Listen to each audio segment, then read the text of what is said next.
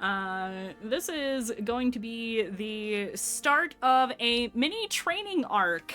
Our players are in the, the hyperbaric time chamber for Dragon Ball Z.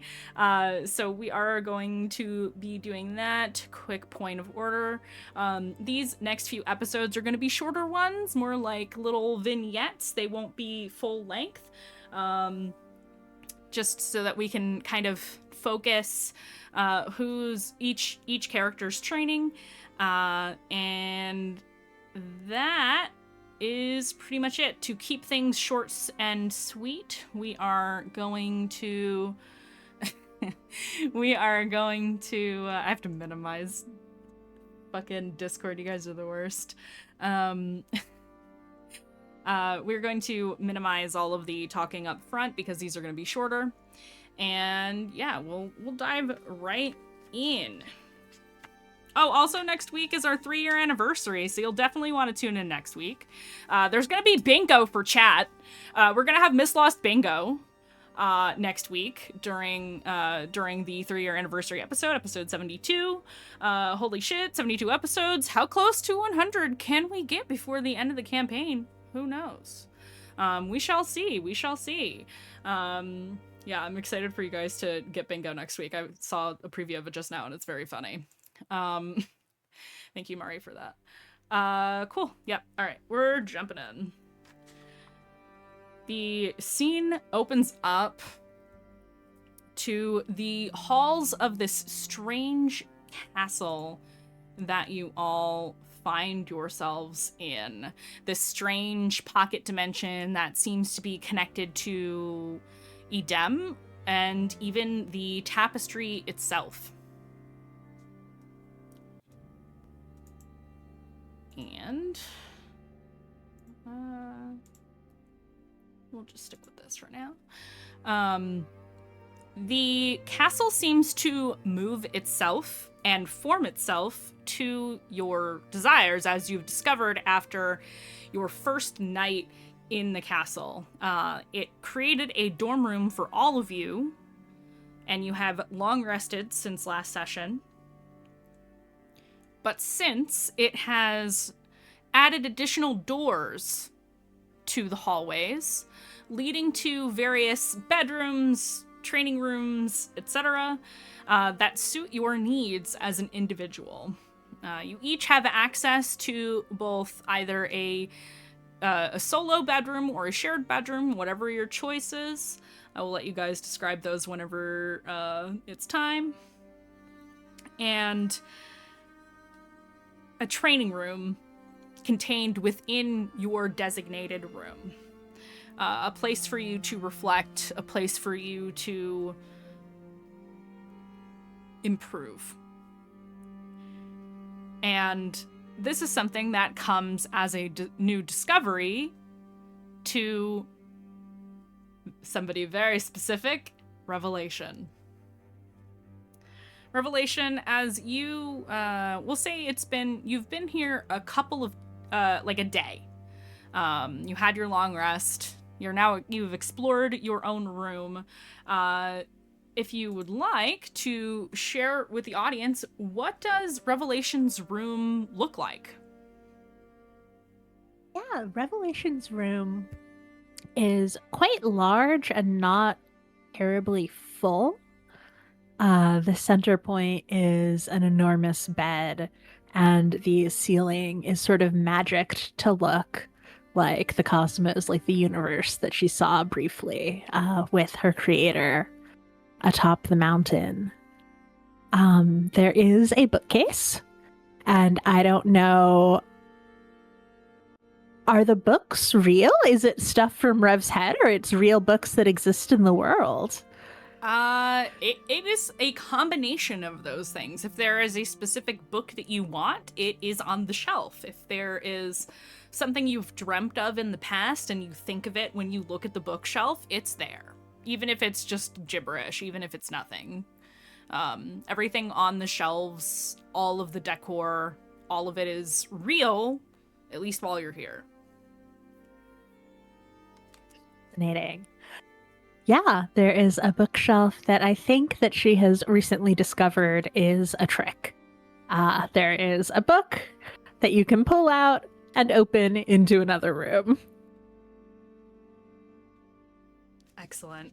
And which book is it that you pull out to open up the reading nook?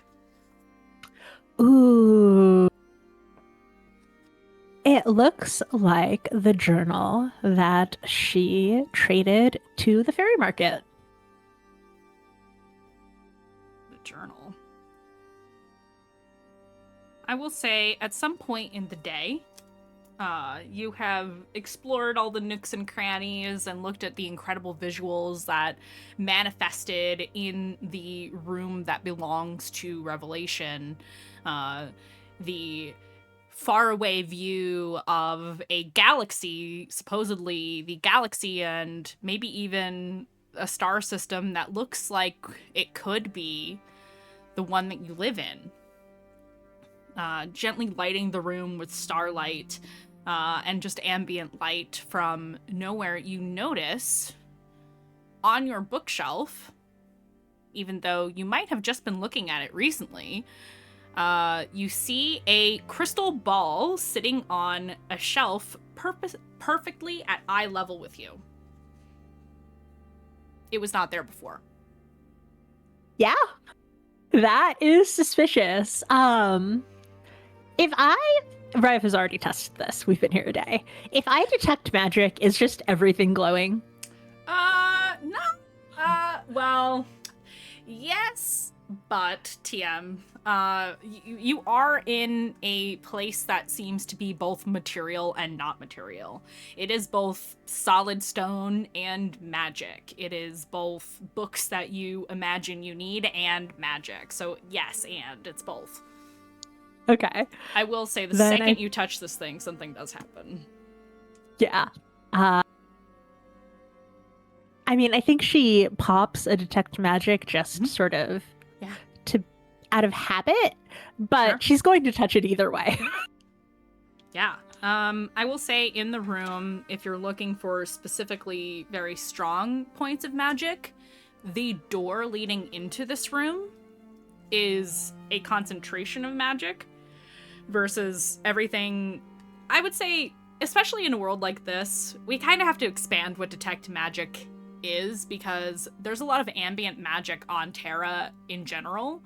So when I say things that are magic, especially now, it's like, okay, what part of it is magic that's man-made, mortal-made? What part of it is magic that's natural? And there's gradients to that. Man-made magic is the door and this crystal ball. Everything else is ambient, seemingly generated from being within this castle.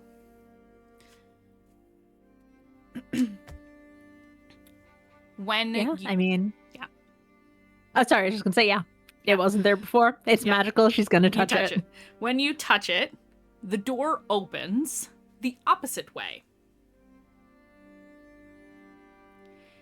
And as you step through the threshold, if you do, of this bookcase, you find something that you have a strange sense you expected all along. It is a large room, tall, very tall ceilings, tall enough for you to fly around in.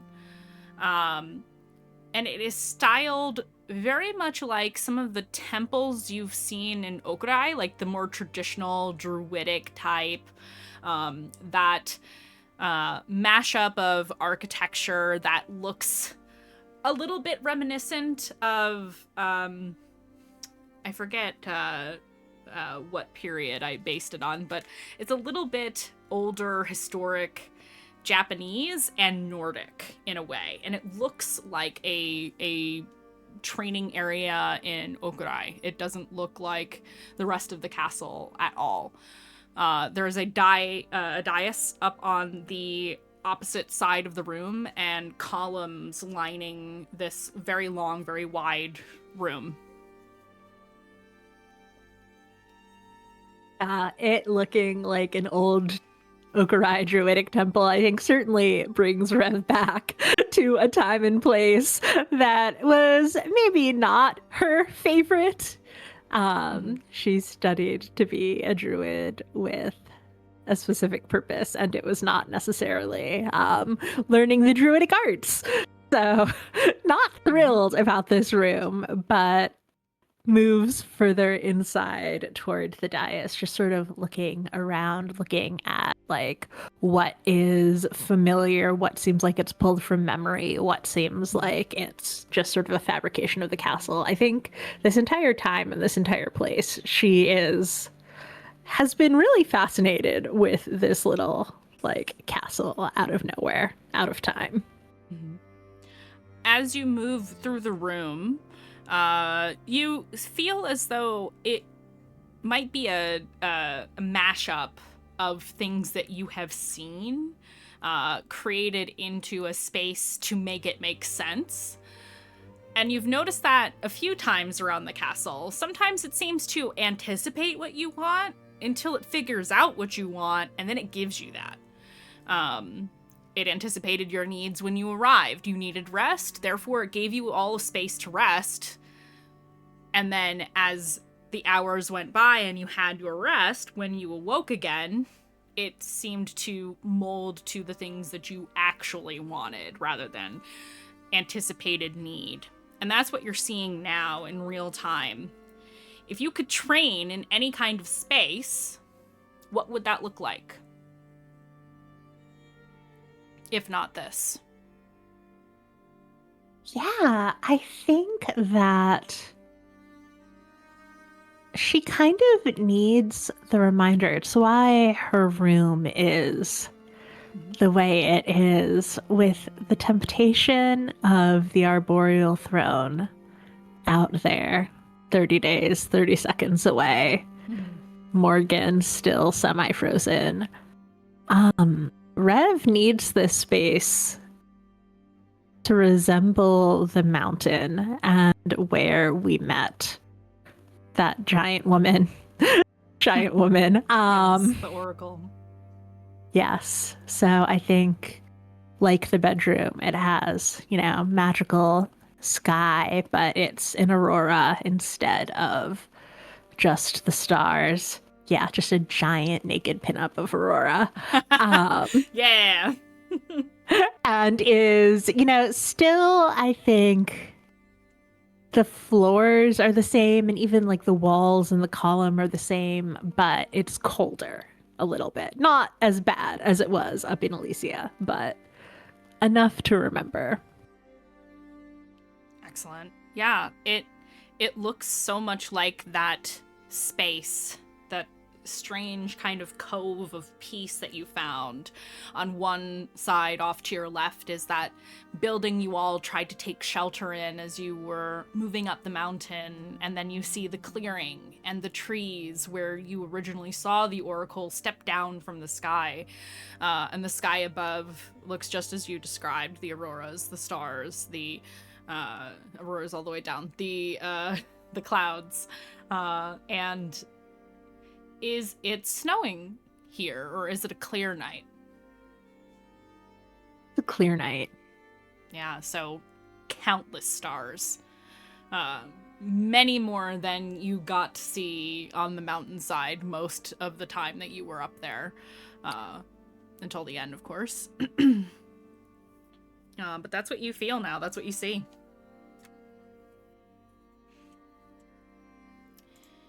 And as you move into the space, because you feel yourself moving deeper into a room, even though it's no longer really a room, you're moving further into this illusion. But as you reach out and touch a tree or a rock nearby, it's solid. And standing on the other end of a clearing is a lone statue. Formless, vaguely humanoid. It is holding a nondescript staff. It has nondescript clothing and no real face to speak of. Merely standing in the snow, waiting. Now, the last time Rev touched the statue, lots of people wanted to yell at her. However, there is no one else in this room. Mm-hmm. And so Revelation will cross to the statue and yeah, I think just look at it, look at the face, the staff, can't place it, can't recognize it. And just ask the room, the statue, the castle, what am I supposed to do with this? As you ask that question, the statue begins to take form. It gains a manner of color and turns pretty quickly into a... I believe I made her a drow. I think you did. I think I did, yes. An elderly drow woman wearing intricate druidic robes that have star charts embroidered on the back of the cloak that she is wearing. She has a staff that is very clearly made specific to her purposes. It has a globe on one end that seems to have the ability to read and look at the stars. And you know that this is Elder Aster, the aged druid who was assigned to train you when you began working undercover as a druid in Okurai. Yeah, suddenly the original form of the room makes more sense as Rev, like, internally pulls a face, but externally just sort of cocks her head to the side and says, Elder, what are you doing here? She looks you over discerningly and says, My, you have changed in the years since you left. Not much use for druidic training anymore. I can see that. She kind of walks around you in a circle, looking at your armor, looking at your wings. I always did see potential in you. It appears that you have begun to reach those heights. Is that what you saw? That's not what I remember from training.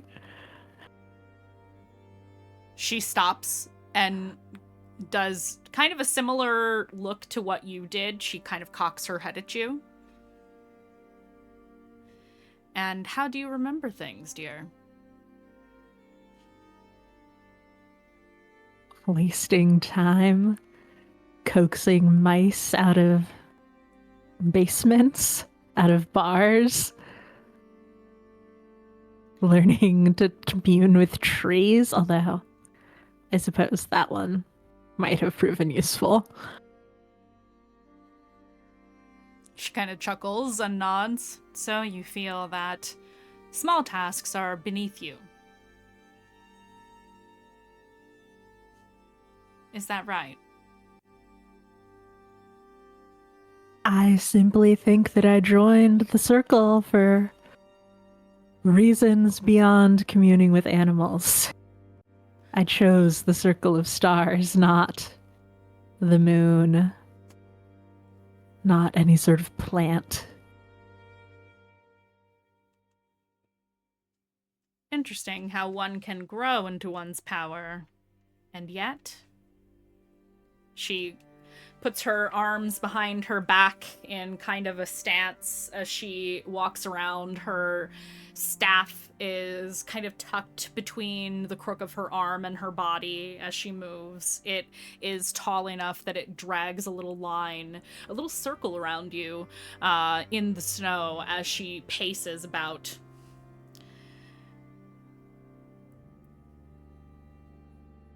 Something, I think, you have always failed to understand is that even the smallest tasks can have the greatest meaning if it matters to someone.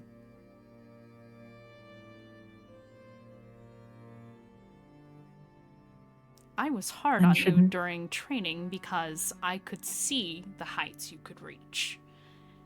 She gestures with her chin to your wings.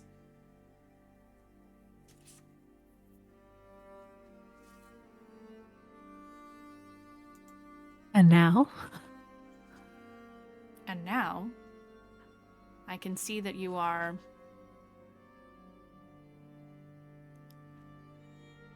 obscuring yourself. Still.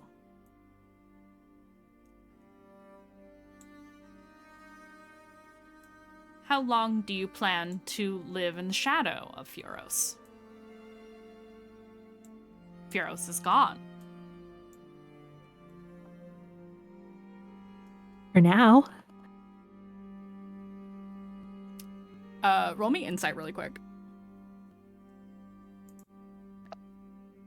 Ooh, that's a 17 on the dice for insight is a 6. So a 23.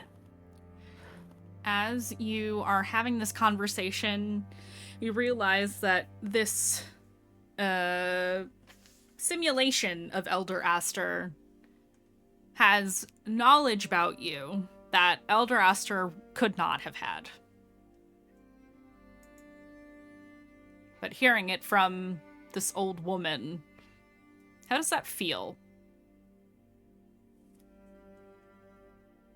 Being addressed so directly. I think there has been something slightly off-putting about the castle this whole time. It's convenient that it anticipates our needs and our wants, but Revelation has had enough people in her head that she doesn't actually fully appreciate it. And now having those secrets laid bare so bluntly, I think it makes her a little angry.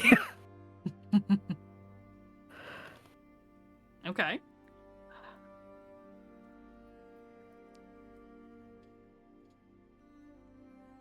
Oh, what is this? Are you Edem, then? It's your castle, right? Tilts head. I am merely here to teach you.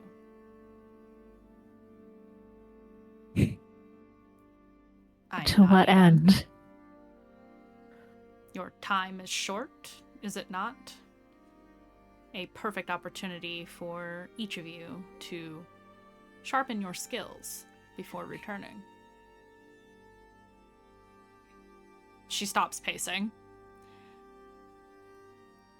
You assume much, child.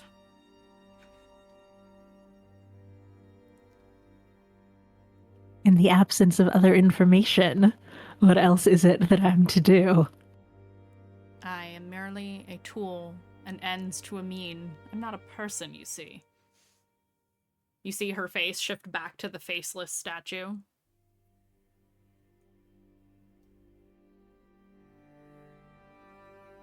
If you want secrets, perhaps you should train. How?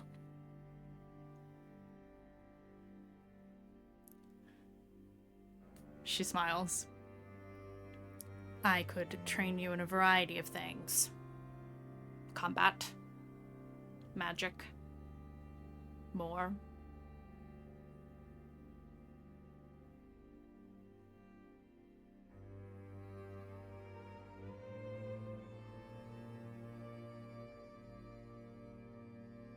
In the last fight, where we were pulled,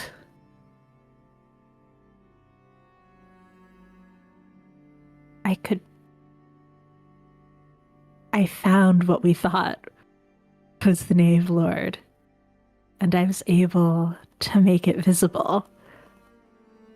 But it wasn't them, it wasn't anything. And I couldn't tell that until the real thing stabbed Aurora through the stomach. I need to be able to see more clearly. Awareness of the battlefield is key to warfare. Then she will straighten herself. Let us begin. And she will click the staff into the ground. It shoves through the snow and hits rock, and with that clacking sound, to your dismay, the mountainside melts away. And you are now in the throne room, the arboreal throne room, and it is essentially playing back what happened. You can see yourself, you can see your companions, and you and this thing that has taken on the form of your old teacher are standing in the middle of it, examining it. You watch it in real time, and it happens like lightning. You watch it slower and slower until it's slow motion, practically. And she holds up a hand and pauses the moment when you see the Knave Lord. The one that isn't the real one. Roll me in this moment. I am going to call it perception. Yeah. And you're very good at that, so. I am. That's a 23. Excellent.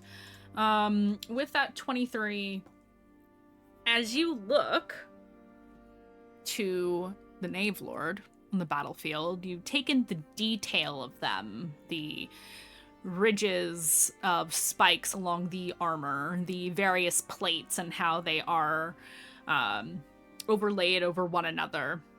Looking for a difference, looking for a tell, looking for any indication that would lead you to see what is the real Knave Lord and what is the fake one.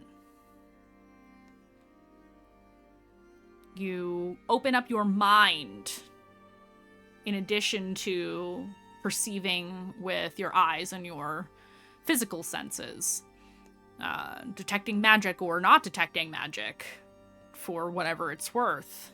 And you realize that the representation that you saw in this moment of the Knave Lord isn't an illusion at all. It's the Knave Lord. The figure on the other side of the room, also the Knave Lord, or appears to be.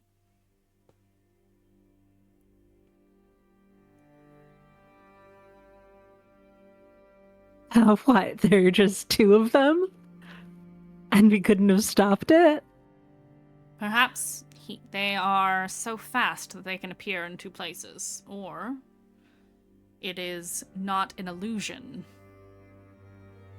but something more like, well, she motions to herself.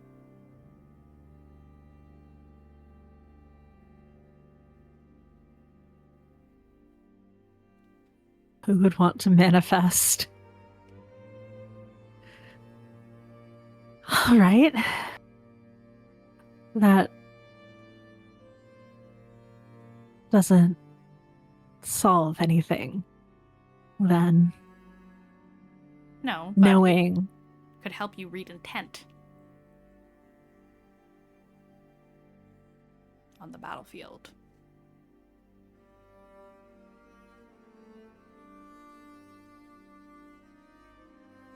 sort of takes a deep breath, nods. If you want awareness, we can build awareness. You can already see magic. You feel it. You are it. If magic is what you wish to reach out with, I can teach you that. And if you want to have awareness on a full battlefield, she taps the staff again and it is the mountainside. But you see multiple statues all along with various weapons. They are standing perfectly still. We could go through drills.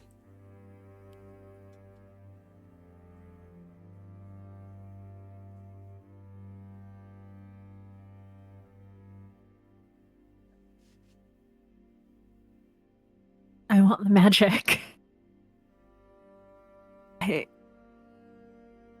All right. I feel it in myself more fully, but I can't exert it the same way that I used to.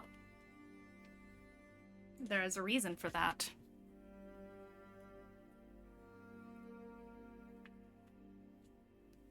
A choice I made. No. Well, everything is choices, but no. Not that. And she walks up to you, and you can tell she looks sympathetic. In a way. Kindly. Though she is not immortal, whatever she is. There is... I can sense it in each of you. But there is pain.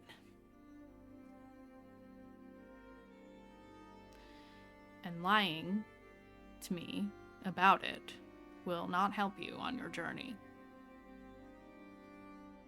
Magic can be blocked by such pains. Magic can be blocked by blocking yourself.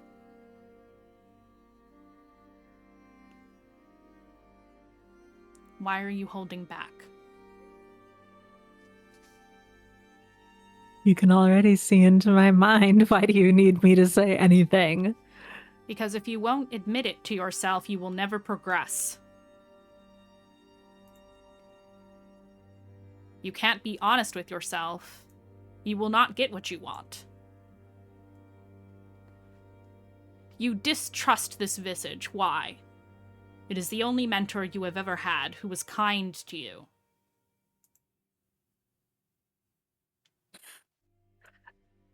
I was lying the entire time I was under her tutelage. She was kind to an image, a creation. Do you think that She this ancient druid couldn't see through your lies?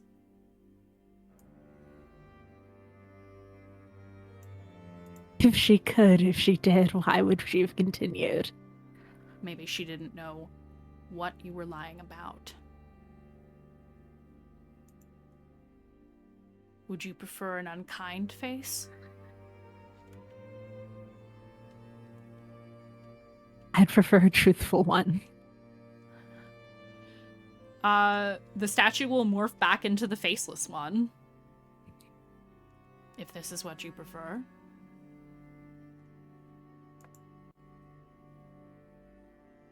Sit. And she will sit on a nearby rock, and there is another one next to it. Revel set.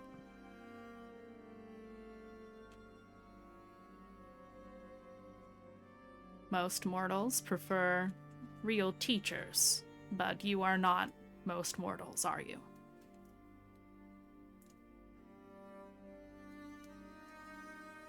You said this was the only mentor who was kind to me.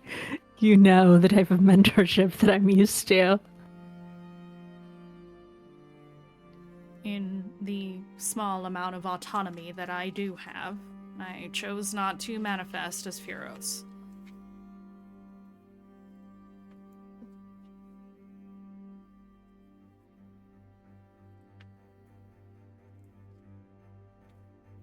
But you could. Is that what you want?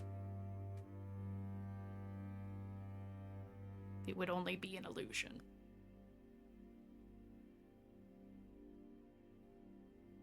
I don't know. I find it hard. I understand that he's gone. For now. It's just hard to accept, and I wonder if I saw him again, that would make it easier. The reminder that he's not here anymore.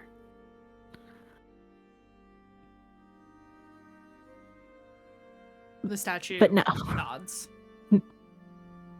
You don't? I'd prefer this, I think. Fair enough. If he cannot harm you, and you are free, why do you act as though you are not?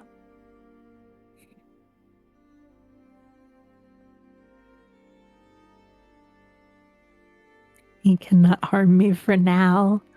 I'm free for now. It was very, very clear that he will not stay gone, and even while he is, the enclave at Botan is gone. My mother has moved somewhere. The oracles heard silence and went mad. His presence still haunts us here. And what am I, even, without him?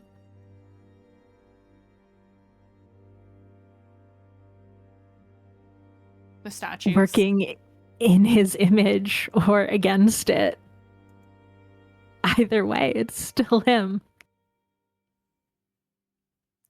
The statue sits there and listens. Because it has no expression, you cannot tell if it feels sympathy for you or not. But it's better this way, it's not a lie.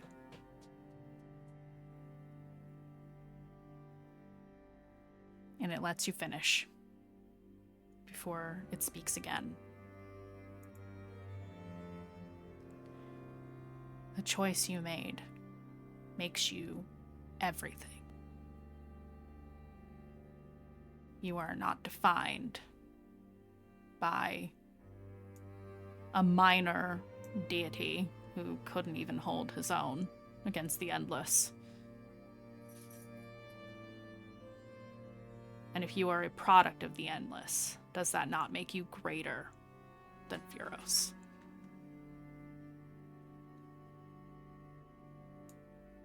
Does it? What of my sister working for the Knave Lord?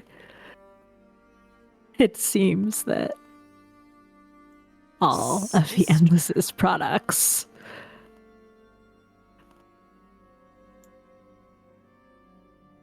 shakes her head. Your sister.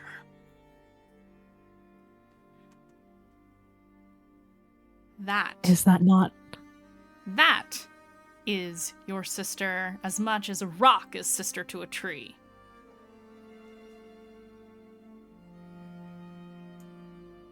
You may have the same origin,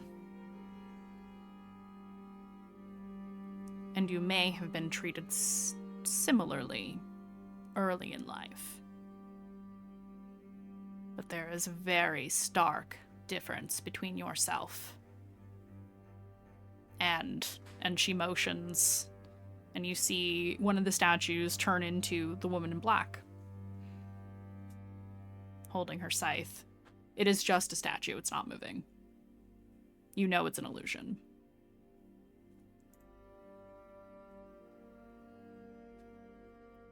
This creature, she points to it,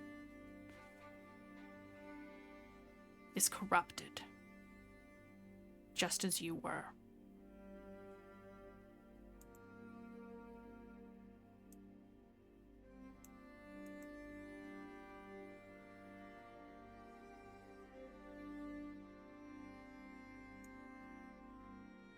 And who was there to tell her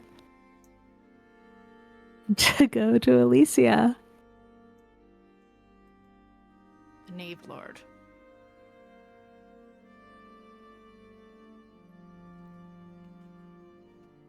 And the scene kind of melts away and shows you a scene that you have seen before.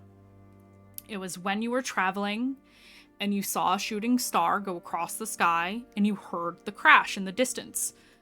But because it was so far off your path, you didn't investigate. You remember that day. And that is what she shows you. You then see an image of a glowing crater. Blues and greens, myriad color, forming veins across the surface of the planet until they fade away, and you see an armored figure step to the edge of this molten rock crater and pull from the meteor a baby. Just like you.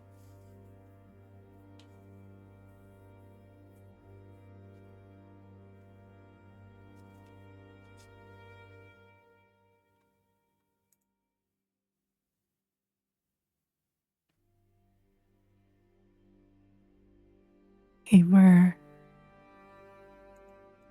similar, both corrupted in our own way. Why is it that I'm the one who got to make the choice to be free?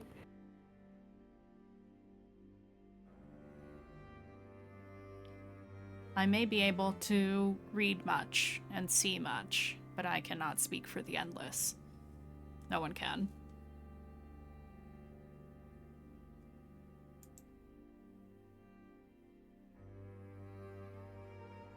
Whether it's them, Furos, Nissos, we're all just pawns here. Does it even...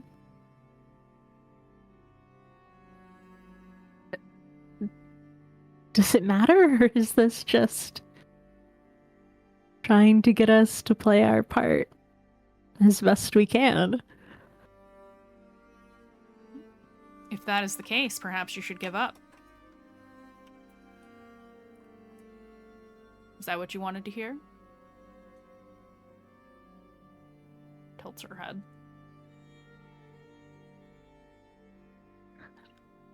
I just got done telling you that you're greater.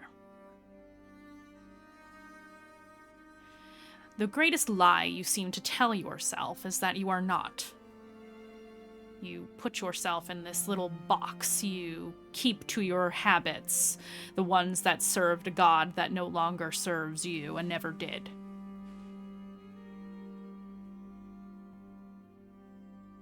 I can see that we will not make much progress on this first day.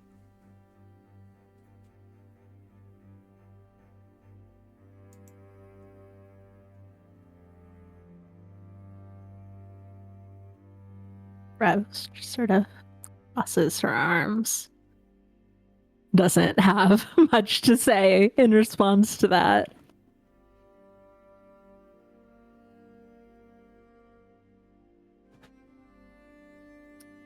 She'll get up, and as she does, it shifts back into the mountainside and readies her staff. Well, if unlocking your magic is not what you desire, then we shall do physical training. And no, I wasn't asking you what you preferred. And she will go to attack you, actually, and that's where we're going to shift scene. As she works to train you, we're gonna move back to... Actually, we're about an hour in. We're about halfway through. So we're going to take a short little break, and then we'll go back to see what the rest of the party is up to. And we'll be back in... I'm going to call it 10. We're not going to call it 15 today. Just a shorter break. So we will see you guys in 10 for the second half. You're back.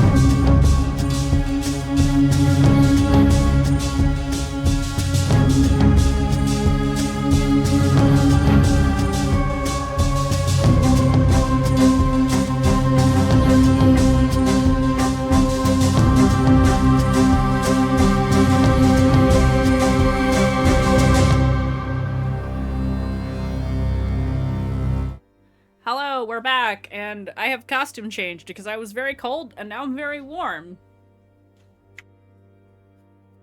Yay! Body temperature being weird.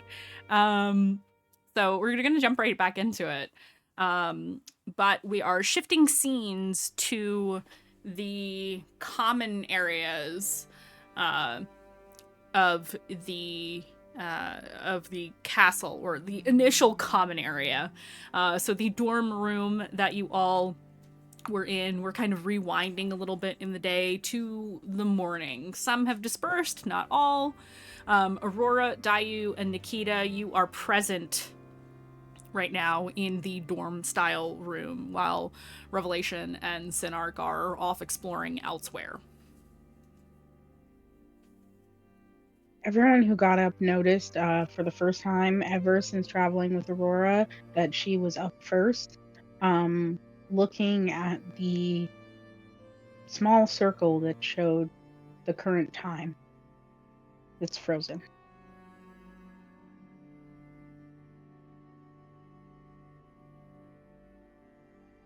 And I would say it's clear to Nikita that that's what she's been doing for the entire night instead of sleep. And I would think that as someone who trances, she'd catch that pretty early on. Yes, I think absolutely. she'd approach and try to offer some comfort here. Are you okay? Oh, I'm okay. I can see Candidor from here. He seems okay. I'm trying to see when the time moves, you know, if anything is happening, just in case. Thank you for checking Kind of. on them. No problem. There's only so much time I can look at smoke and try to make it clear. And she kind of shifts the image to show Nikita she's looking at the blurry shape that she was near when she got stabbed. I can't tell.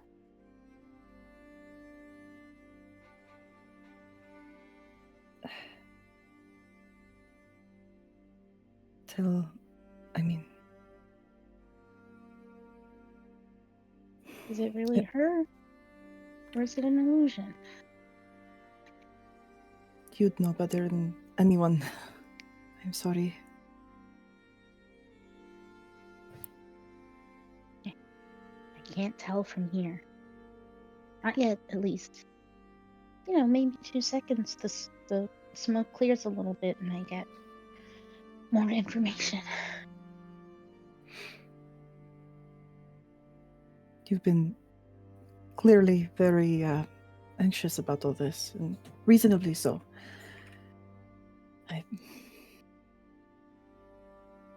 You did it, did you not?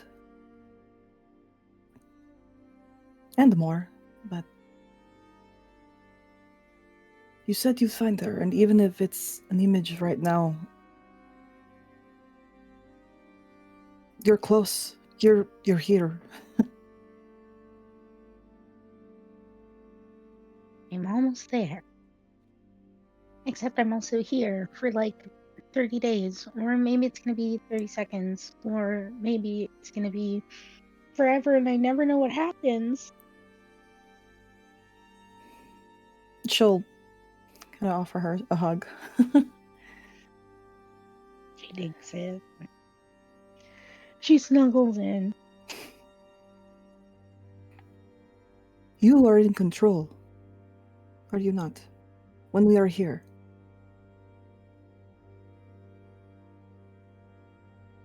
It responds to me here. Things come easily. Feels kind of like home.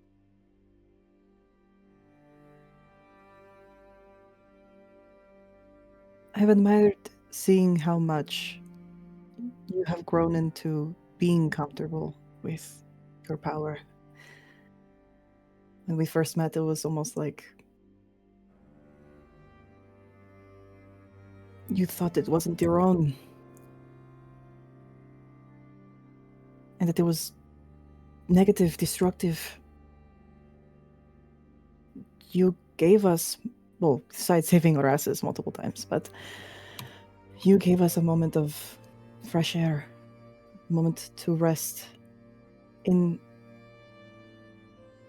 the most important day, I think, that we've had so far.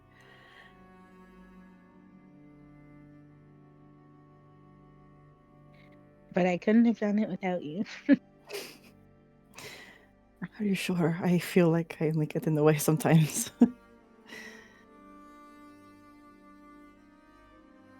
I don't think I would have been able to handle the traveling without you. Oh, yes, As who it would was- carry you, huh? As it was, I complained a lot, and sometimes I listen to myself and I'm like, wow, is that really what I sound like? But on the other hand, my feet hurt, so it doesn't matter. Aurora, I will carry you anywhere. It's more than I don't mind it.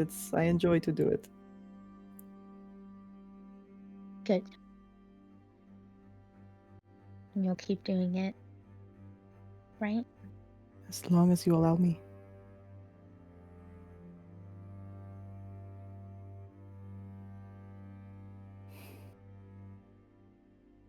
It's not just you, though. Without everyone, I don't think I could have figured out what was correct to do here.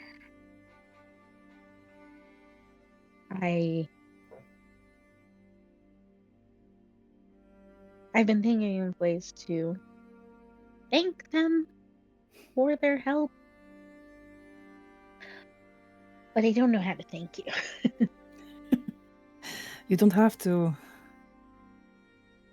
Look, we spent so much time together and you don't owe me for anything. You don't have to thank me for anything. I do because I want to. I care about you. I care about this whole group.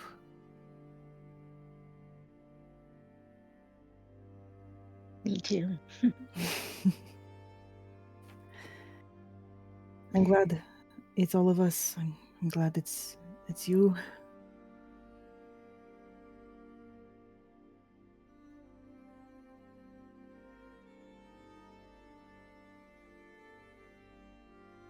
I think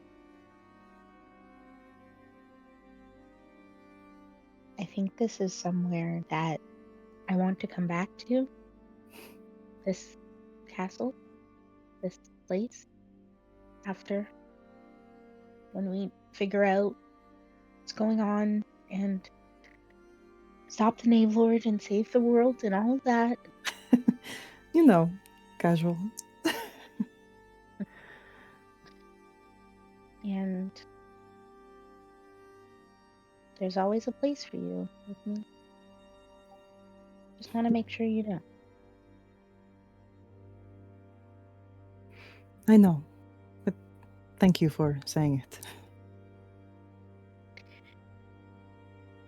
Even if we get out there and everything goes horribly badly and I lose my sister and my mind and all of that, I might be able to hold it together through that.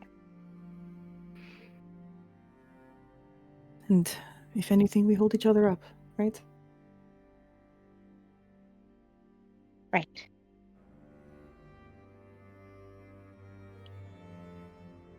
Hey, do you think Rev likes flowers? No, I think she does. I'm gonna find out.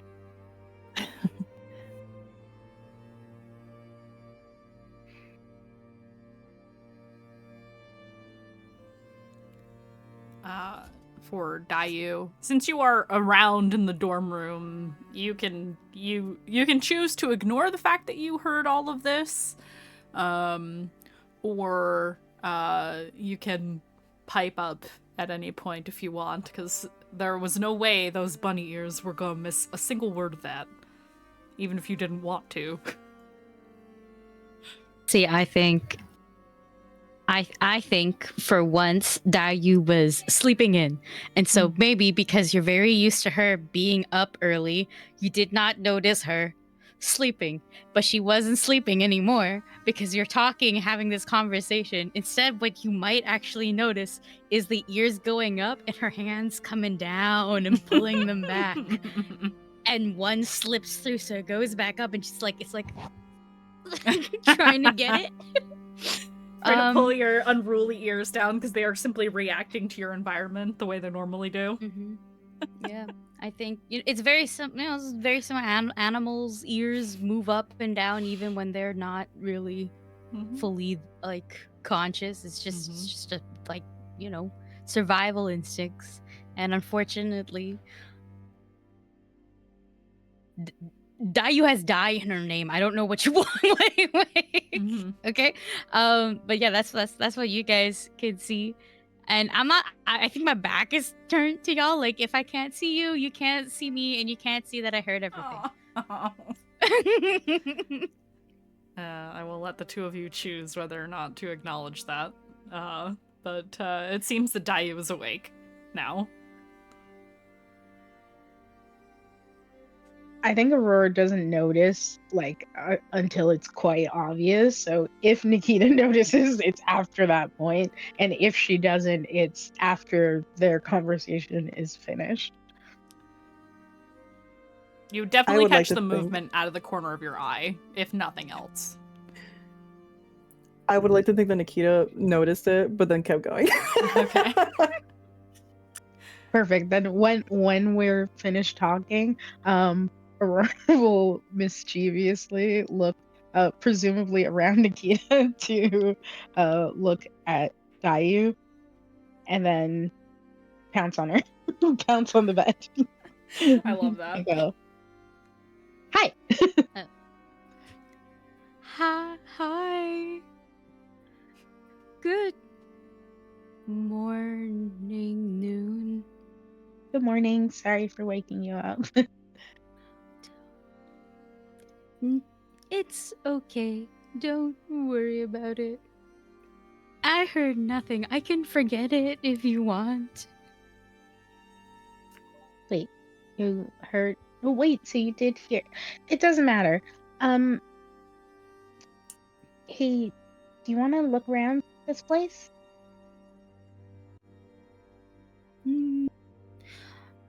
Yeah. Oh wait, but everybody else go, hi Nikita. I can forget it if you want me to. Hi, Dayu. Don't worry.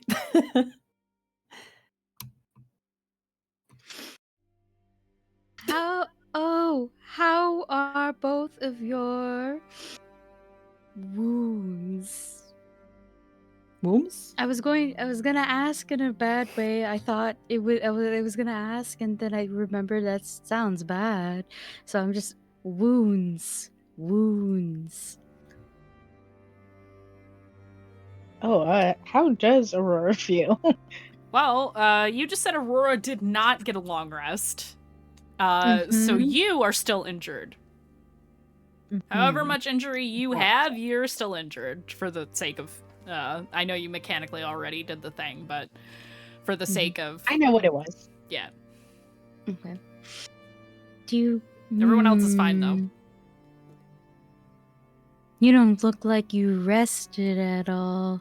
I know you didn't because I overheard, but now I'm realizing you really didn't. I couldn't sleep. I eventually will get tired enough to sleep, and then I will rest. Until then, you know, we we hang out and look around and find out if Rev likes flowers. Do you think she likes flowers?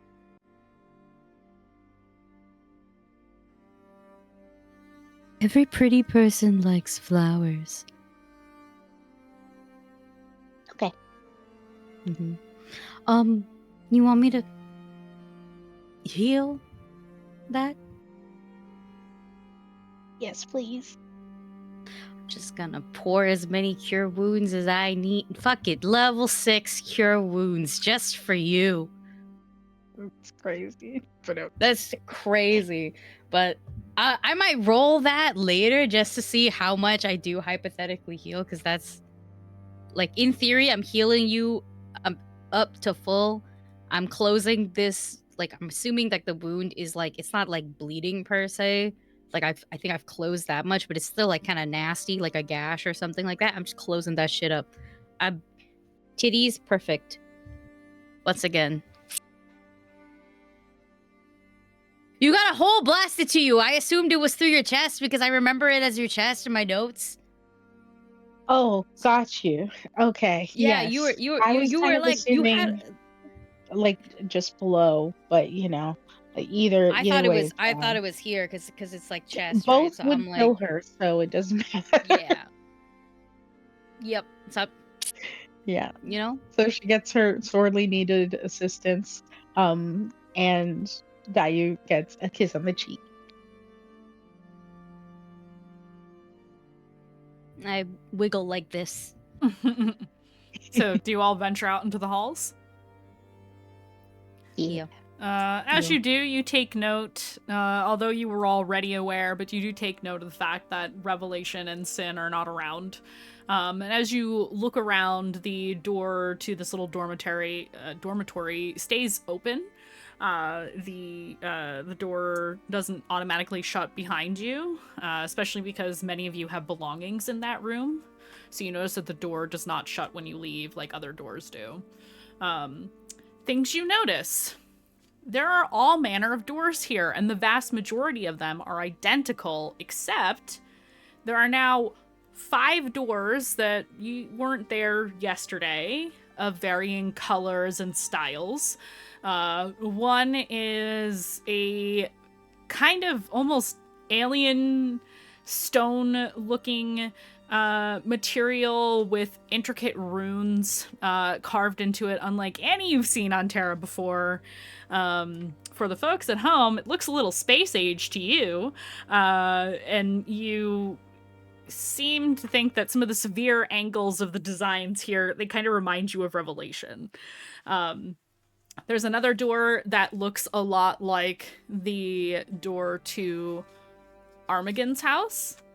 There is another door that looks like one of the large hobbit hole round doors that are in the burrow. There's another one that looks like it's a series of, those, like how there's like sometimes cloth curtains and beads and things in front of doors and you have to like dig your way through all of that. That is one, and all of the colors are blue and gold. And there is another one, but the door doesn't have a doorknob or anything. It looks like it might be something that you have to secret your way into.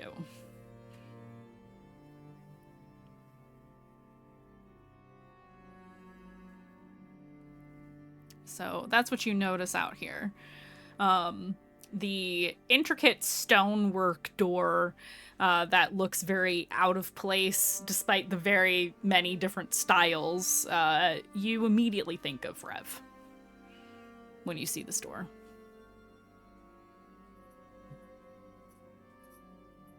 So you said you were going to bring Rev presents? Is that... Yes. Okay. Aurora's mission for the rest of the day, other than looking around, is finding a suitable container and the type of flowers that she thinks Rev would like, which, should it be possible to find, I am willing to describe. So you're looking for flowers and vessels. You're looking to build a gift out of something you don't already have. A door opens to your left. And She goes right in, excited about it. So she's like, oh yeah, there's stuff in here. The door changes as it opens from the standard cookie cutter door that you see everywhere else in the castle to one of glass. And as you step through the threshold, each of the three of you, you are now in a very grand, very beautiful greenhouse off of the courtyard that you saw yesterday. Oh, perfect. And Aurora is rushing around, looking at flowers, looking for the most beautiful looking yellow ones she can find. Absolutely. Whatever flowers you can imagine or have seen, and even flowers none of you have ever seen, are being cultivated in this very long rectangular but with the rounded arched roof. The entire structure is entirely made of metal and glass, in ways that you are not very familiar with. It looks, above table, very modern. Doesn't look like typical ironwork or wood framing that you would see on Terra. And though you easily find the things that you need, vase, a place for water, the types of flowers that you want, a variety of them if you wish, different colors and shades of yellow, it's completely up to you. There's all manner of yellow flowers, you can choose whatever you want. Outside, though, while you are performing this task, is what catches your eye. Once again, you see rolling hills leading out into nothingness. You see those stars in the distance, but you also see sky. And now that you are in a glass structure and not inside of the castle, you can see more of the grounds. There are tall walls bordering the land, quote unquote, here, that look like the sort that there would be guards patrolling here. It is quite large. It's very royal. You get a sense of scale of this place, and it is the biggest castle any of you have ever seen. You've seen some castles during your travels. The stained glass motif continues throughout the building, even the parts that you can see in the distance. And it's almost as if everywhere you look, there's more castle to be seen. And floating lazily in the sky beyond the walls are islands in the sky. So that's what you see outside. Beautiful. Mandy. Yes. So, remember that second time when I got hit with that boulder? I Yeah? I saw a silver but familiar room, and this is something that Dayu also does remember. Because that was like my near It's death Lavender's house. experience. That's Lavender's. Okay. I just want to double check that. I was just in case. I was like, this ain't, because this is all silver. I was like, that was all silver. Good to Nope. know. Essentially the intent of that was to kind of slightly pull back the veil at the time that there is another world that you guys needed to step into. That's what that mission was. I figured that's what it was. Mm-hmm. But the silver on silver, like, just in case. I was like, one second. Maybe I'm wrong. If you had I'm to not. think about it like super hard, the silver on silver is like a room you've seen before in your house. Maybe it's like where your parents wash dishes, like silver, like the stainless steel kind of sink and things like that. That's the kind of like industrial style architecture you saw, even though it was like blurry and not in focus at the time. My ass just has a VR headset. Maybe I was just fucking walking. It was also like in the first, I think, 20 episodes, and I wasn't ready to reveal stuff yet. Yeah, no, I was like, we were somewhat episodes in, but nowhere near Yes. 50. I remember that. Yeah. Yes. Yeah, but I thought I would double check anyways. No, you're good. It's exactly what you thought.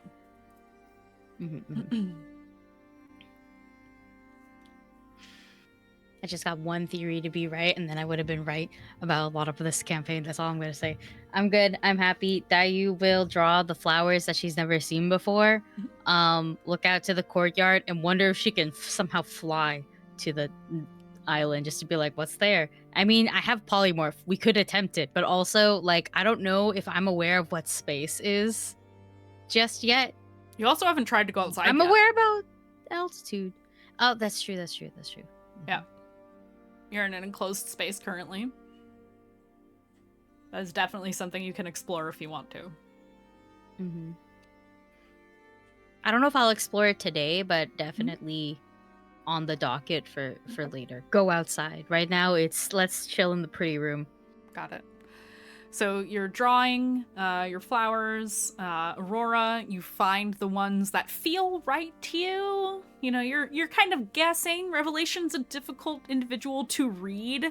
They don't necessarily let on like, oh, I like this thing, or oh, I don't like that thing. That's not usually something you have come to learn about Revelation during this time. Maybe that's something we can unpack in a later session during this training arc. But you pick the ones that feel right to you. Put them in a vase, fill it with water.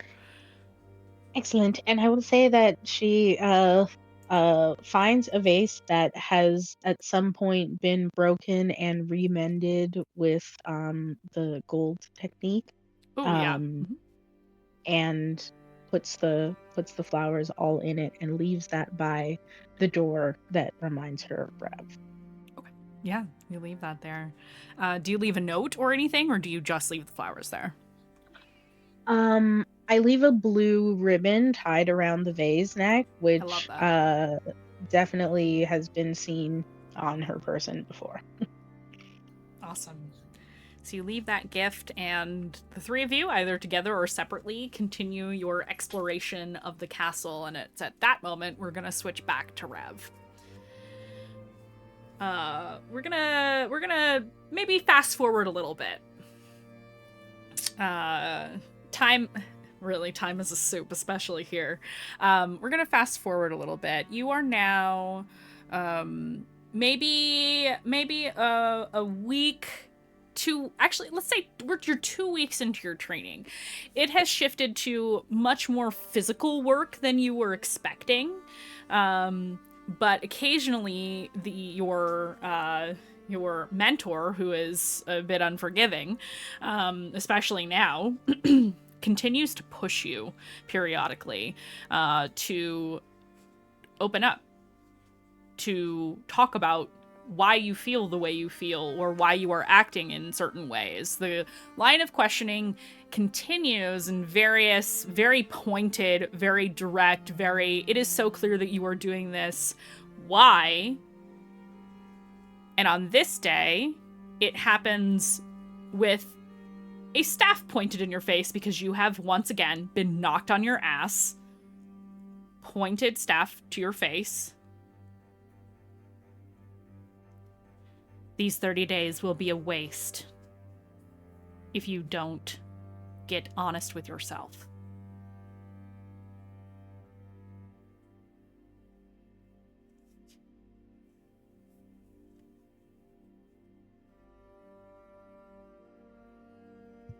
I don't know what there is to be honest about. Anything. You've been lying so long, you cannot even tell truth anymore.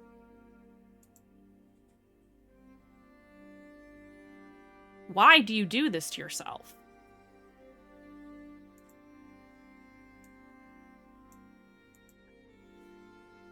I can keep the lies straight. I can understand the story that I'm supposed to be telling. If I'm just looking at myself, my feelings, I don't know what it is, what's there, if there's anything.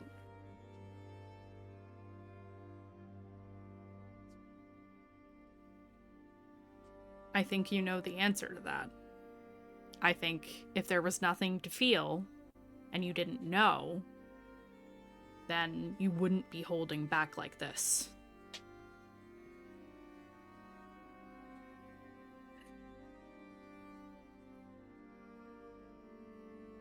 If I say things,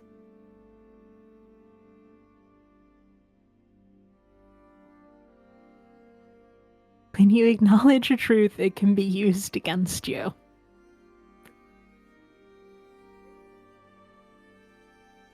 Illusions of your party members appear in the room. Do you think they would use it against you?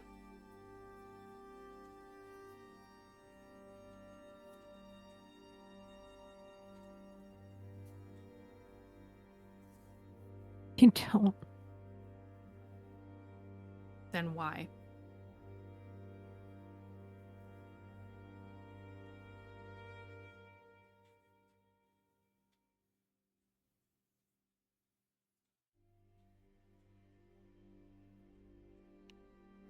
I don't know. It's just...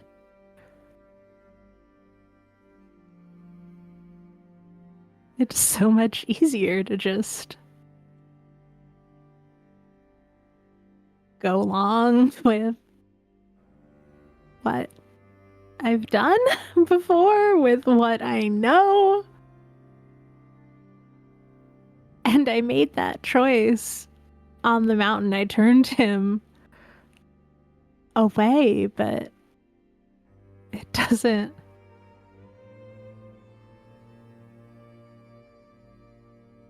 It doesn't feel real, I guess. It doesn't... I want to feel like the person who did that, and I feel like I'm failing every day to live up to that choice.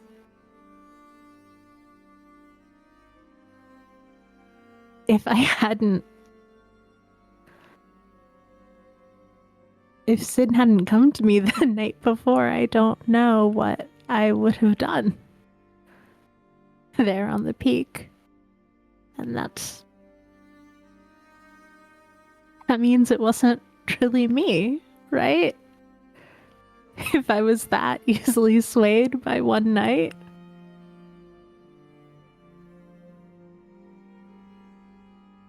You think you are weak for leaning on your friends.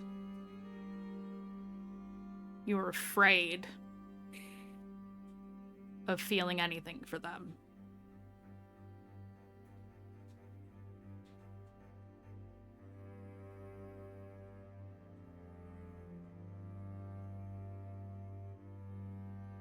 You see an image of Sin. You lead him along just enough to keep him near, but not too close. You see Aurora. You say you want to protect her, but she knows nothing about you. You see Nikita. This one didn't get to learn feelings like the rest of you did, and still she feels with a depth that you refuse to touch. You see Dayu. This one has the weight of a planet on her shoulders, and still she finds kindness for others. You insult them every day when you refuse to let them in. Why are you in this party if you refuse to let them in? Why shoulder this burden? Why make these choices?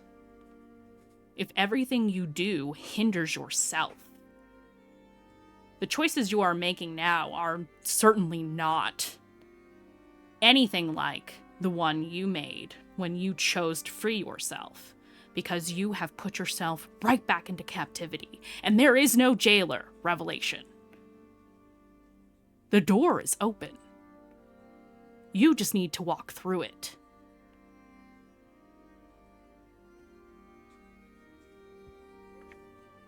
I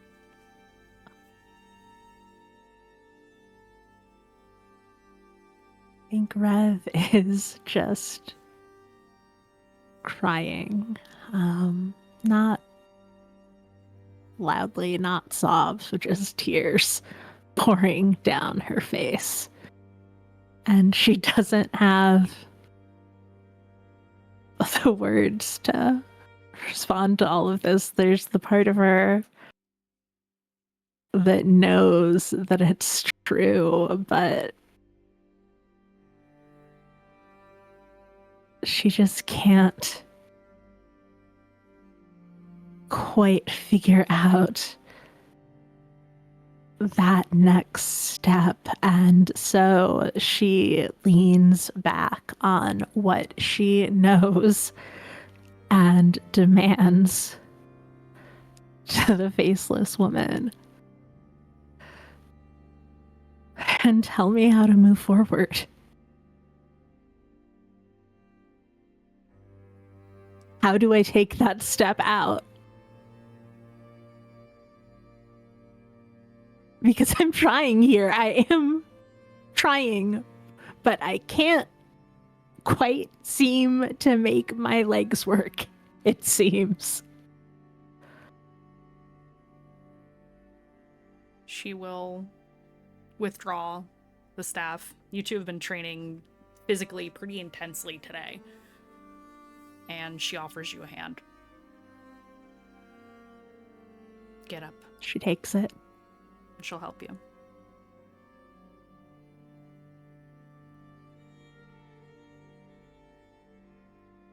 Wasn't that the most simple thing in the world? Her chokes on a laugh or another sob. You need to lean on them. Tell them something about yourself. Anything. Any of them. Be honest. Do you think they have been lying to you this entire time? Do you think every joy they share with you, every hardship, do you think those are lies? Because they're not.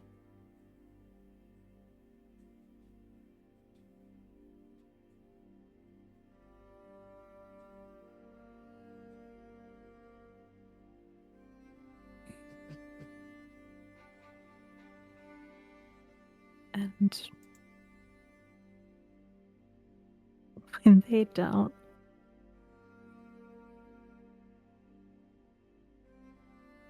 if I'm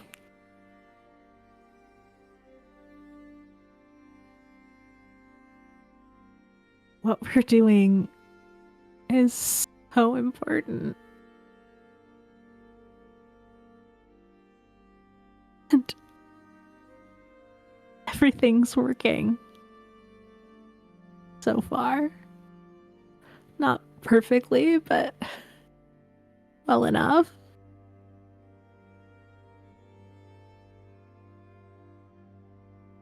Is it really worth it to try and change things, to try and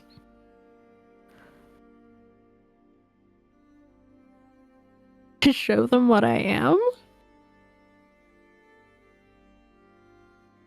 If you don't apply your training, all of you, you will die this cycle. And that will be it. Do you want your last chance to die too?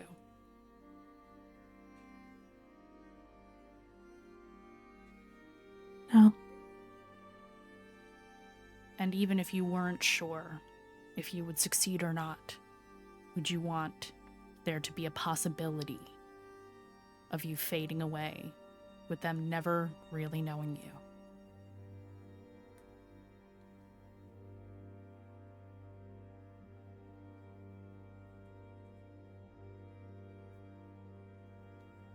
The statue kind of very gently reaches up and, with a gentleness you wouldn't expect from stone, wipe away one of your tears.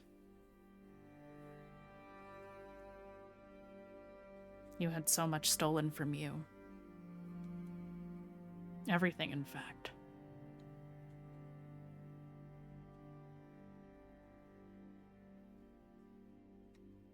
But you broke those chains. And now that you've done that, don't shackle yourself again. You can be what you were on the summit. But you have to let yourself be that person. You're not failing. You're growing.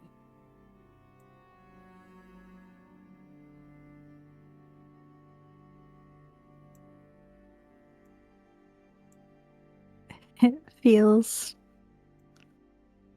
hard sometimes to tell the difference.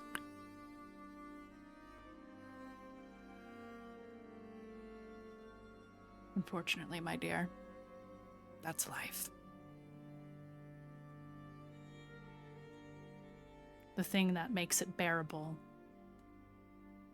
She motions to the illusions of your friends, the people in your life, the ones you choose, and even the ones you don't.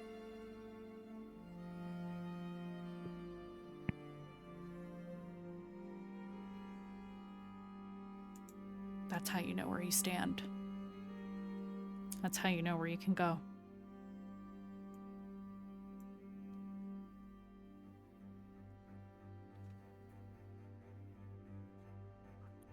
Rev nods, stands up a little straighter, shakes out her shoulders, her wings.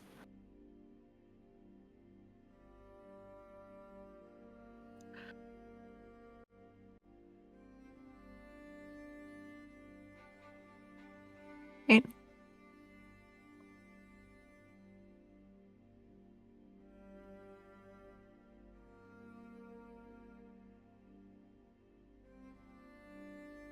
Are you training them too? Is it you? Is it something else? Everything we discuss here will remain secret if that is what you fear. I am an implement. She motions to herself. She's a living statue. There are more like me. They can do the same things I do.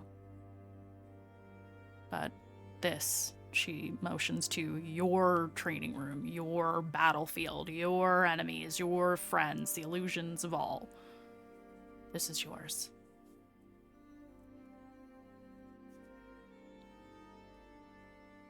The others likely sorry, go ahead.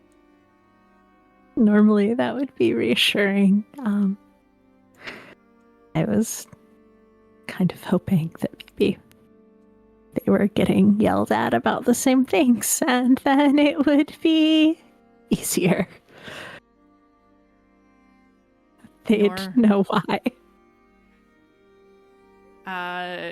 Though there is no smile on this blank face, you can kind of hear it in her voice, which is a little disorienting because you're talking to a statue. Each of your friends has help that they need in similar veins, but you, my dear, it is not an experience most have to hold infinity.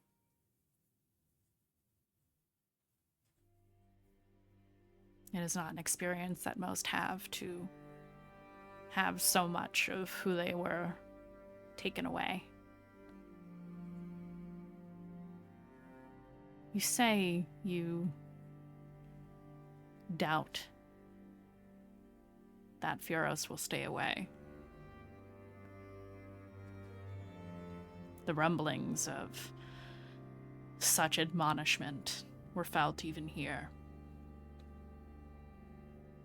If you see him again, it will not be in a mortal lifetime. You may have to become very old indeed to find any evidence of Furos ever again.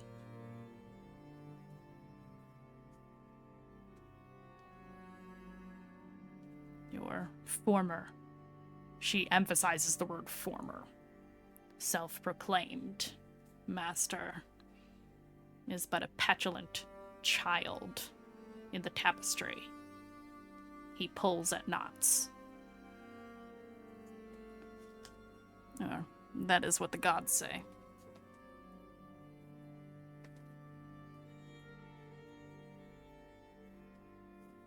I don't know how much faith I have in what the gods say. I appreciate the reassurance. The statue nods. In tomorrow's training, we will focus on focusing yourself.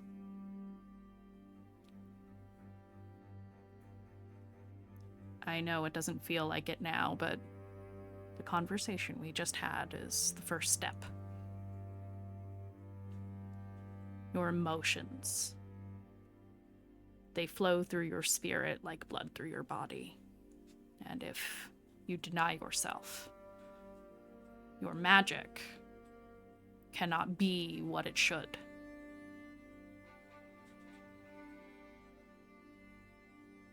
Your mastery over the universe is dependent upon focus and oneness, whatever that looks like for you.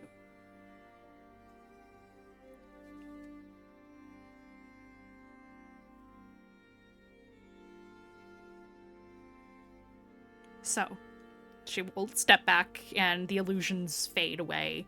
You're still on the mountainside. It has been unchanged except during circumstances for the last 2 weeks.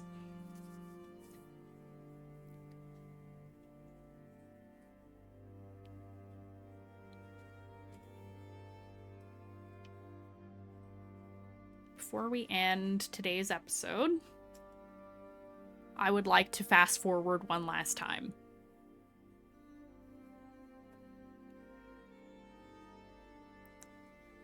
You are in week 3. Now we can backfill any conversations that you may wanted to have, something you have observed, all of you, during this time is when you check on the room, things have moved over the weeks. The battle is still raging on. It has not stopped without you. You watched day by day as things changed in the fraction of a percentage of time moved by. The realization of your absence, the pivoting into the new battle, missing individuals from the battlefield, and continuing. Your friends are wounded but holding their own.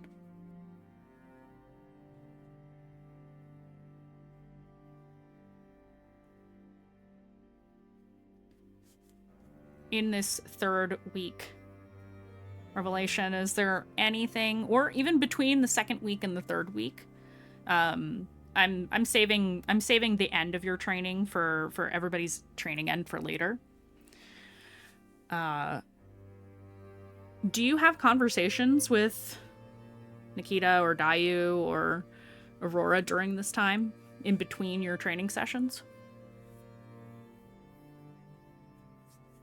I think that you'd think it would be Synarch, but the person that she feels might be the easiest to talk to first is Aurora, and so she will.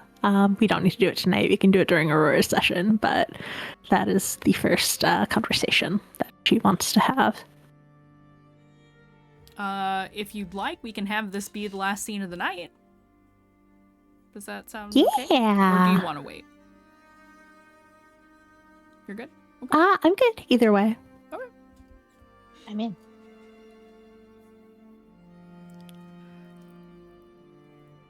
Feel free to I think- locate Aurora anywhere you want. You can invite her to your quarters. There are communal spaces that build themselves for you all. It's up to you where you want to meet and how. Yeah, I think that after that last training and after getting the flowers, Rev has been wearing the ribbon just around her wrist, carrying it with her like she does that galaxy jar from Sin. And where would she be able to find you alone?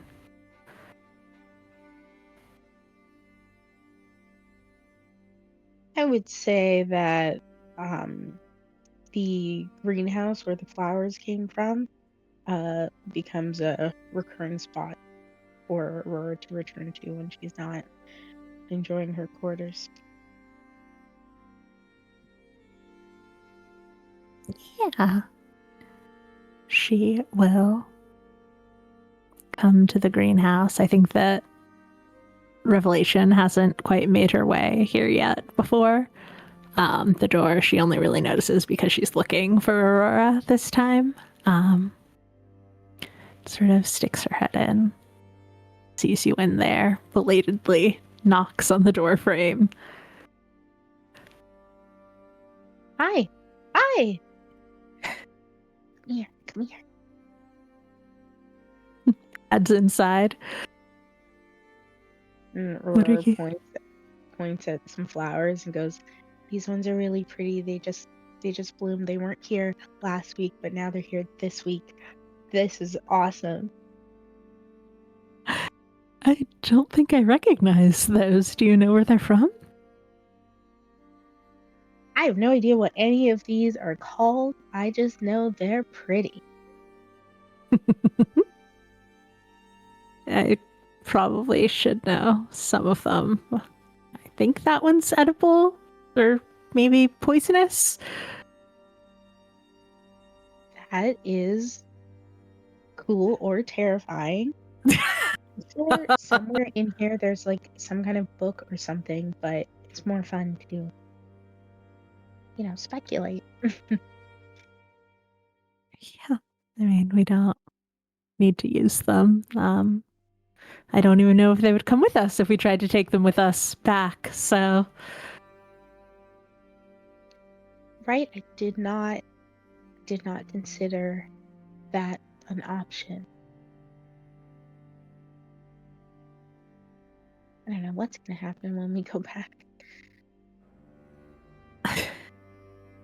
I mean, you've done this before, kind of, in the lake. That's true.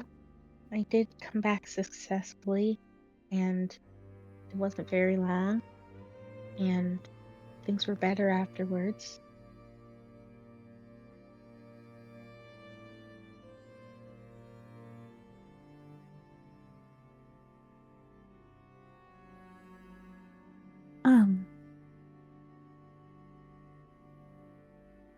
Is this, do you have time to talk for a bit? Yes, of course. I'm just here looking at flowers, so I won't constantly be watching Nikita training. Sometimes she does these exercises, like, it's really distracting.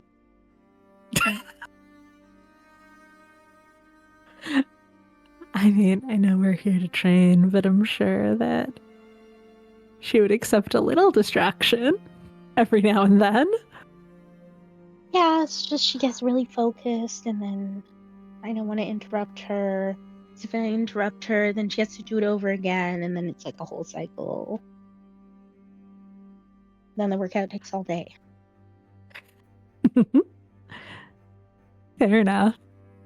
And Rev, I think, is pretty clearly just sort of small talking so that she doesn't have to actually start her serious feelings part of the conversation. I'll say after a little bit, one thing that Aurora does to nudge Rev along is pull up her wrist and go, "Nice bracelet." The flowers were from you, from here? Yes, all sorts of pretty things are growing in here, and I thought, I don't know for sure if you like flowers. I asked around, but no one was really sure. But I thought, if you didn't like them, then you would let me know, and I would find something else next time. But you seem happy. Yeah, it was really nice. I would appreciate anything from you, I think, but yeah, the flowers are pretty. They're still alive. I don't know, I guess. And she sort of makes a gesture at this place, the ambient magic. That's what I was thinking too. Because who maintains all of this? At home, to even cultivate the small garden, Nanny spends most of her time tending and watering and making sure it has a source of light and all of that. But this just, there it is. Suppose if you're the god of time, it doesn't take much to make sure that there's time enough to attend all your needs.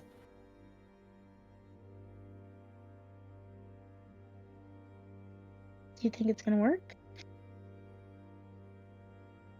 Tending to our The training? Yeah.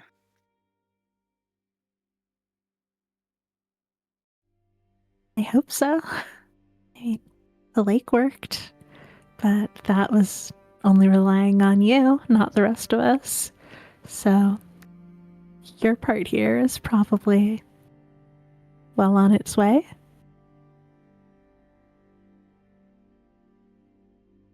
It's going.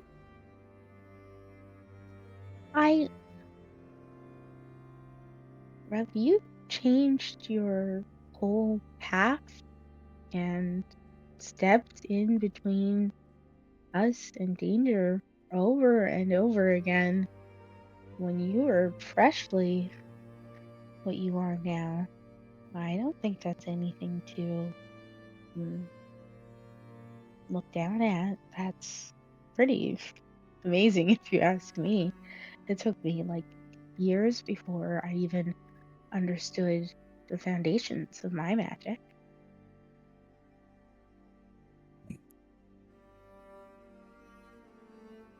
I mean, now you're learning so much more about it and about where you come from.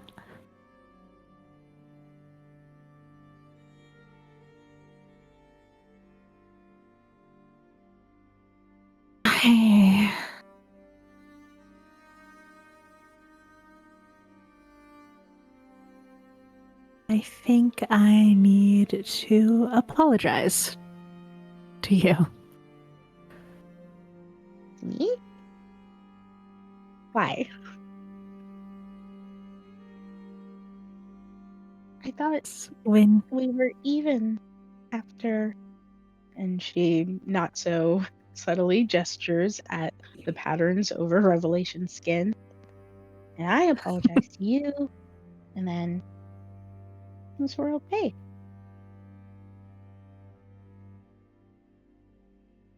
not about anything mortal or physical.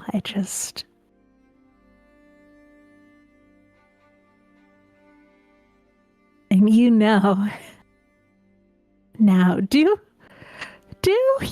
know now? Really? What I was doing when we started? You were following a god and being a druid and doing things you didn't really want to do because you felt like you had to. And then something really cool happened up on a mountain, and you figured out how to do what you wanted instead. Or at least that's what I thought. Is that wrong? No, that's close enough, I think. It was. I thought that I had to be a part of this group and I had to get to Elysia for the cool things that happened there. And as a part of that, I wanted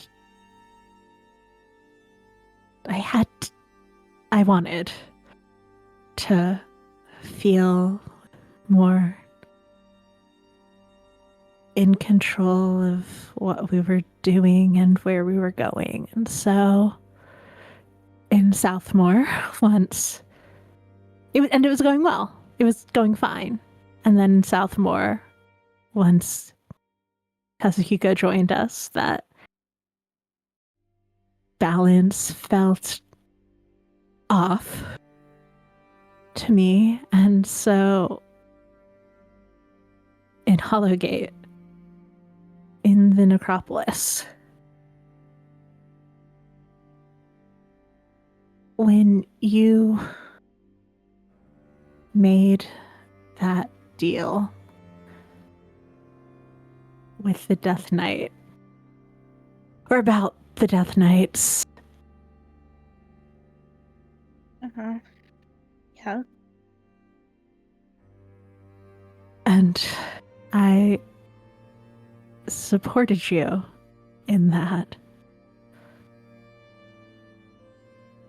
I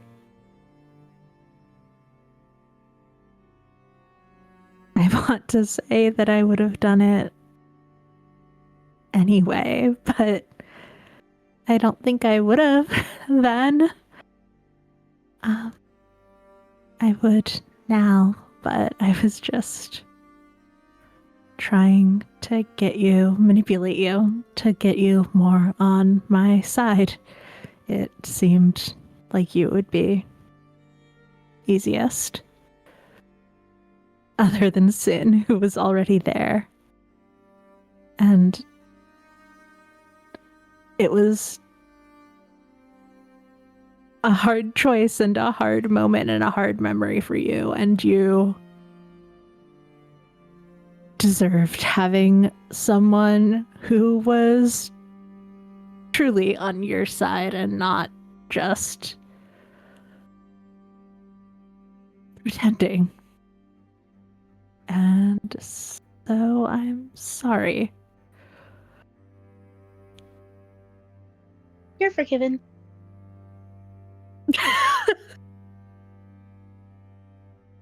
Just like that. Well, I would have done it anyway, and having someone to support me did help.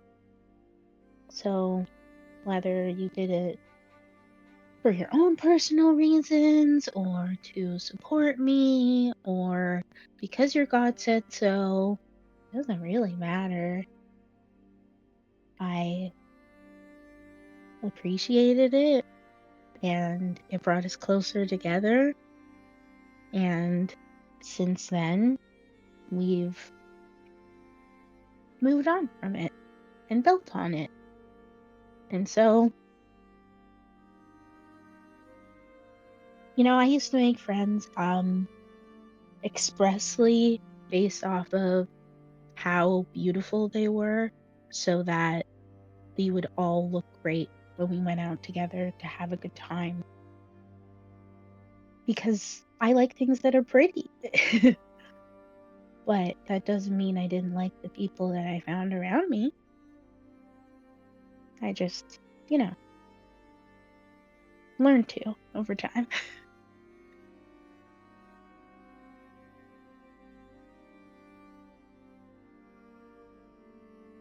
That seems much more harmless than what I was doing, but I appreciate the comparison, and I mean, I do mean it now. I can tell. I feel it because your magic kept me up today or weeks ago or whichever one it is right now. You've done that, I think, 5 times on my behalf specifically. And some of those times you were still, under the other guy. So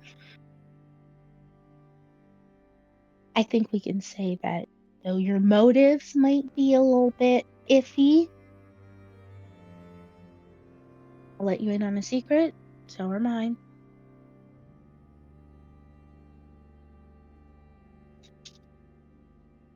Yeah.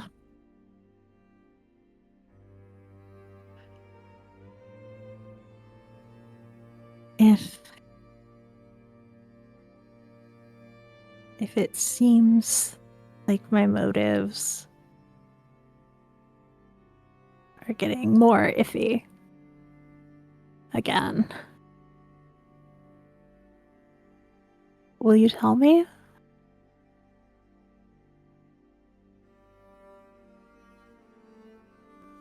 It is so much of an honor that you think that I would be able to know whether motives are correct or not, and I definitely will think about it and share with you if I think I see something. I'll say something. You can just gossip with Synarch. He might notice better and maybe not want to say anything, but if you press him, he will. So wait, if I get the information from him, maybe then I can talk to you about it, and that would be even better. We get the smart information and the adorable delivery. Absolutely.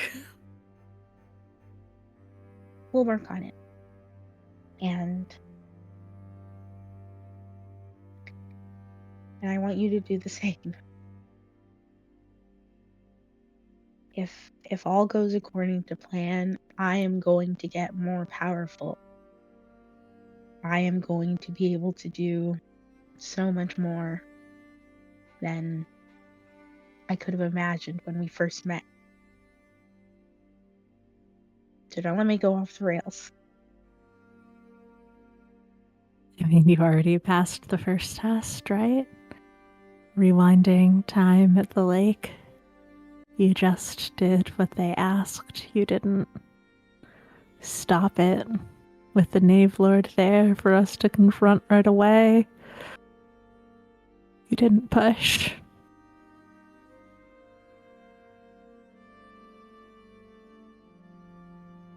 It seems wise when you say it like that, but I did it selfishly. He said she was at the tree. We needed to get there as soon as possible.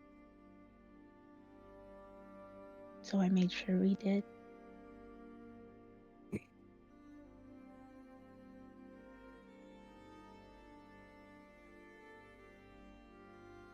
We'll get back there. And we'll get to her. And then we'll find out if it was the right choice.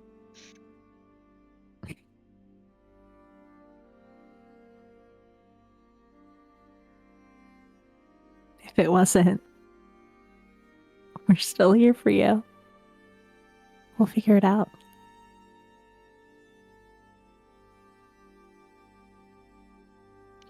Yeah. I need that a lot more than I need any apologies from you.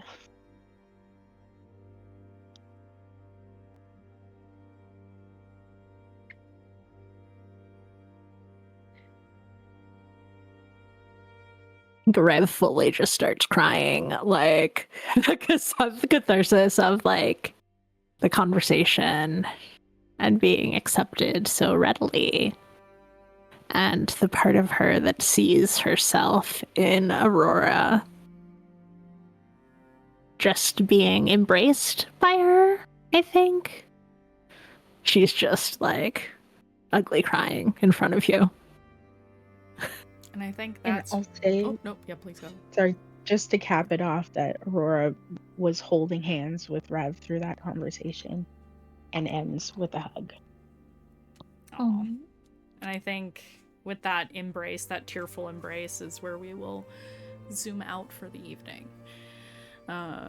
Thank you for the raid, Sword and Key. Thank you for everyone who is hanging out in chat today. As always, thank you to my lovely players. Even the one who's not here, we love you, Soul. We hope you feel better. So much love. And we will see you same bat time, same bat channel next week with I Wonder Who's Training Next. You will find out. You'll have to tune in. For our 3-year anniversary, there will be bingo. If I can think of something fast enough between now and then, maybe we'll do something a little extra. Maybe, I don't know, we'll see. I'm not promising you anything because I have ADHD, but I can promise you bingo because the bingo card's pretty much done. So I'm not worried about that. Thank you, Madi.